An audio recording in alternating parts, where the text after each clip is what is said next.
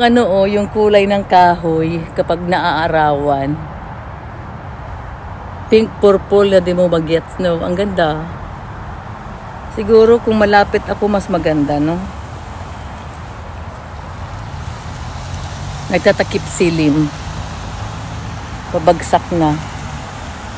Ang ganda, diba? Oh, see? At least, ngayon ko na-appreciate yung fall. Dito sa Texas. Kasi bihira mong makita yan eh. Oh, palubog na yung araw. Tahol ng tahol yung aso ko. Tingnan ko tong rosas ko. Kung kailan winter, saka na nagpakita ng gilas. Ang ganda. Kita ko sa inyo. Oy, see? Ang ganda ng rosas ko, oh. Naman.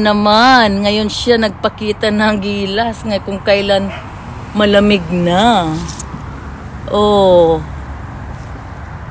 Ay, hindi siya nagbuka. Ay, patanggal na. Papatay na siya. So, malapit na siyang mawala.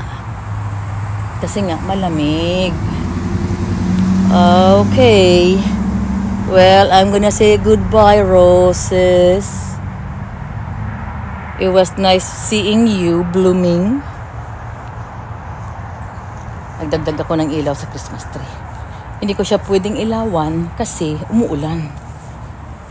Mamaya ako ang matiktikan ng ilaw. Eto, bagong ginawa. Dinagdagan namin ng ilaw. Ito pwedeng buksan kasi ang plug nito nasa loob. Yung mga plug nitong iba nasa labas. Yan. Oh, ginawa ko lang yan. Ito, that's my personal creation. Ha. Hindi ko pwedeng ibenta. Kailangan ako lang kasi para walang pintas. Mapintasan din sumakit pa yung loob ko. Thank you for watching. Anong kulay yan? Anong kulay yung tree na yan sa likod ng bahay ko? Ang bango ng kandila. Oh. Ang bango ng kandila. Kailangan masagot nyo ito, ha? Ang buho ko naman para po sa nabunutan. Bango.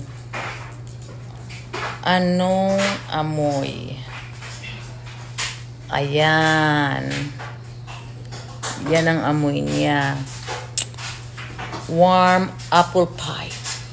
Ayan ang sagot, ha? Warm apple pie.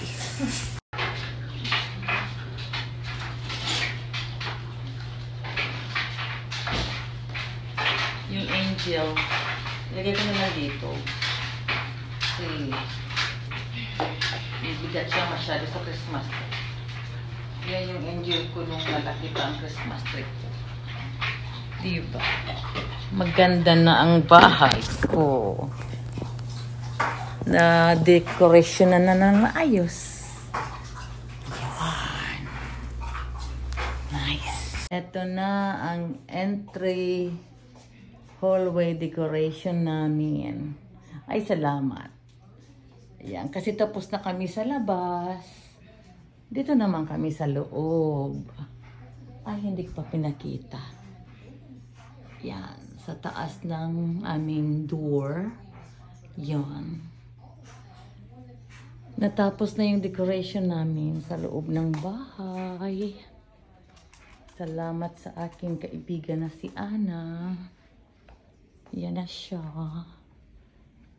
At saka yung socks sa stairs. Tapos dito sa may fireplace. At yung aming simpleng Christmas tree na maliit lang. Kasi nag-downsize kami. O, diba? Pretty.